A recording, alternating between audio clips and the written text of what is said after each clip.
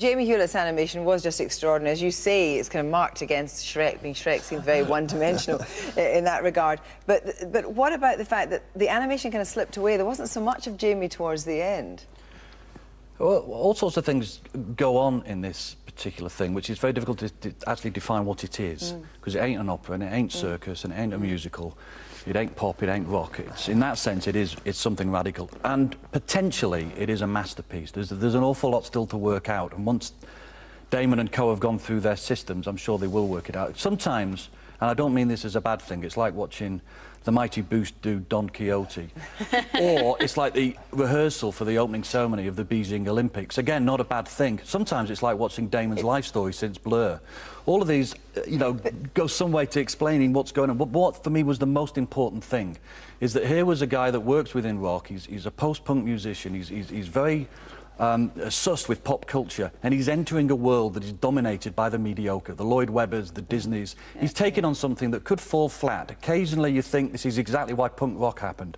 This could be dangerous, but he's prepared to take it on. And that bravery we have to celebrate. And it is about the celebration of the imagination. And also there's a kind of integrity, because he did, Damon and Jamie did go to China, and he did what he did with the kind of Mali musicians, so he listened and he sampled. He listens and he doesn't make it sound pastiche, he doesn't make it sound like you still hear him, this tiny little gold thread that is all born all the way through it. It's Albarn's melodies, it's Albarn's sensibility, and you can tell that he's got an 8-year-old child. And he wants that 8-year-old child to go into the world with this kind of imagination on his side, not Shrek. Music. I think, similarly to the way that once you're past that level of being absolutely seduced and amazed by it, which happens the whole way through, these are only thoughts that occur to you like hours afterwards. In the same way that the animation sort of slips a bit about halfway through, I would have liked it to be about another half hour long, because there's only about 1.5 arias in this, right? And the problem is that I think some of that melodic sense should be given more room to breathe. Some of it's over too quickly. It does return, doesn't it? Yes, it does return, but it was also Not conceived as nine-minute scenes, and it's not that. It's longer than that yet. But there were some extraordinary feats by the Chinese, who some of them from traditional Dalian group, who have actually had to kind of unlearn some things, and it looked like they'd embraced it. The starfish, what I thought was so great about the starfish, she was smiling. I mean, it was like she was delighting in it. Well, I'd say it is about delight. It's absolutely and also about Jamie Hewlett having the ability to just create such beauty and prettiness in that kind of angular way of gorillas to the side. But as John was saying, is happening in front of your eyes. It's actually happening there. You know, that's an extraordinary thing. And what's interesting is that it's absolutely right. It'll be known as Damon's thing, but Damon's part of a great collaboration, a great team of people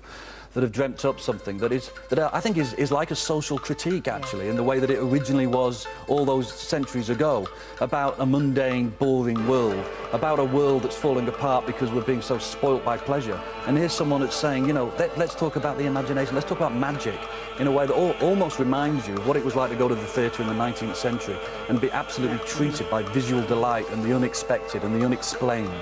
So I'm tipping a lot to Damon.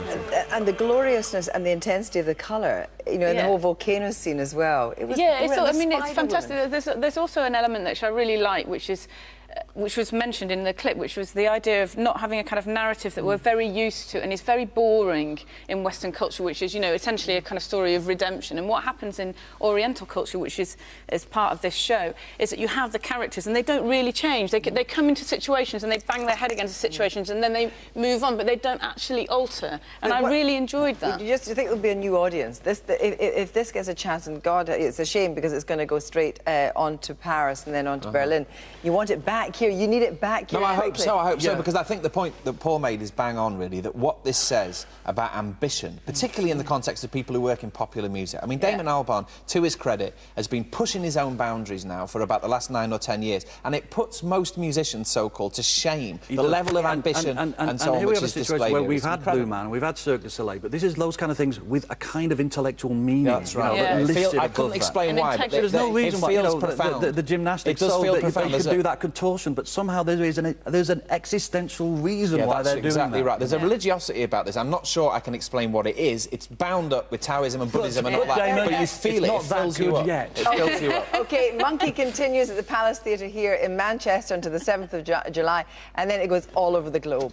And also look out for Imagine next Wednesday night at 10:35 on BBC One, which is all about the making of Monkey the Circus.